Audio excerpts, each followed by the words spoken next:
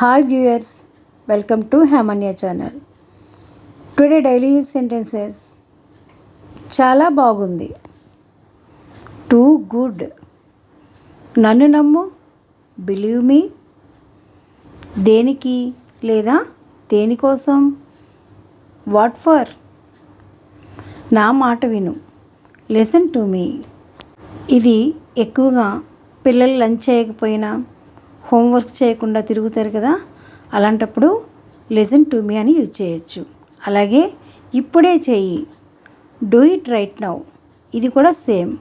అంటే హోంవర్క్ చేయకుండా ఖాళీగా కూర్చున్నప్పుడు టీవీ చూస్తున్నప్పుడు హోంవర్క్ ఫస్ట్ చేయడం ముందంటాం కదా, అలా డూ ఇట్ రైట్ నౌ అన్నది యూజ్ చేయొచ్చు.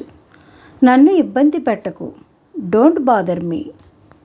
పిల్లలు ఎక్కువగా మీ మాట విన్నప్పుడు దీన్ని మీరు యూజ్ చేయొచ్చు, డోంట్ బాదర్ మీ.